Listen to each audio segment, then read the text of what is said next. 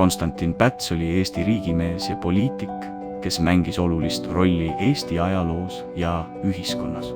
Sündinud 1874. aastal Tahku-Ranna vallas Pärnumaal, oli ta Tartu Ülikooli vilistlane ja õppis õigusteadust.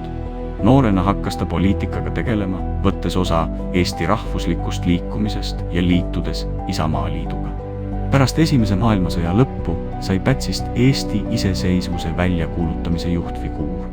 Ta oli üks peamisi iseseisvusdeklaratsiooni autoritest ning 24. veebruaril 1918 kuulutati Eesti Vabariik välja. Pätsi roll Eesti iseseisvuse väljakuulutamisel oli väga oluline ja määrav. Pärast iseseisvuse väljakuulutamist sai Pätsist Eesti Vabariigi valitsuses erinevatel ametikohtadel, sealhulgas peaminister ja riigivanem.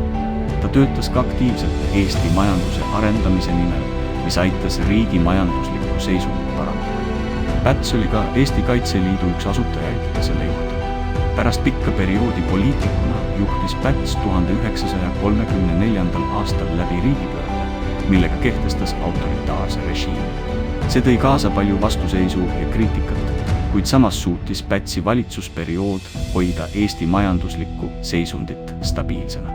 Aastal sõlmiti Eesti ja NSV Liidu vahel salajane pakt, millega Eesti loovutas oma suveräänsuse ja muutus Nõukogude Liidu koosseisuks. Pärast seda kaotas Päts poliitilise võimu ja ta vangistati ning veetis oma ülejäänud elu suurema osa ajast vaimuhaiglas. Pärast Eesti iseseisvuse taastamist 1991. aastal on Konstantin Pätsi roll Eesti ajaloos olnud pigem vastuoluline.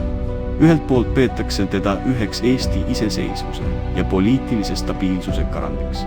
Teiselt poolt aga süüdistatakse teda autoritaarse režiimi kehtestamises ning Eesti suveräänsuse loovutamisel Nõukogude Liidule. Pätsi rolli hindamisel tuleks arvestada nii tema positiivset panust Eesti majanduse ja poliitilise stabiilsuse saavutamisel kui ka tema autoritaarse režiimi kehtestamisel ja Eesti suveräänsuse loovutamisega seotud tegevustega. Pätsi autoritaarse režiimi kehtestamine 1934. aastal on jätnud Eesti ajalukku oma tumeda varju. Kuid samas tuleb tunnistada, et Päts suutis hoida Eesti majanduslikku ja poliitilist stabiilsust keerulistel aegadel. Samuti tuleb meeles pidada, et Pätsi otsus võtta autoritaarne võim Eesti riigis oli mõjutatud tolleaegsest Euroopa poliitilisest kontekstist ning tema tegutsemist võis tol ajal pidada parimaks lahenduseks olukorras, kus paljud Euroopa riigid kehtestasid samasuguseid autoritaarseid režiime. Konstantin Pätsi elu ja tegevus on mõjutanud Eesti ajalugu ja ühiskonda sügavalt. Tema panus Eesti iseseisvuse väljakuulutamisel ning Eesti majanduse ja poliitilise stabiilsuse saavutamisel on märkimisväärne. Samuti tuleb arvestada tema poliitiliste otsuste ja tegevustega, mis on tekitanud vastakaid arvamusi tema tegevuse hindamisel. Kokkuvõttes võib öelda, et Konstantin Päts oli Eesti poliitiline juht, kellel oli suur mõju Eesti ajaloole ja ühiskonnale. Tema roll Eesti iseseisvuse väljakuulutamisel ning Eesti majanduse ja poliitilise stabiilsuse saavutamisel on märkimisväärne.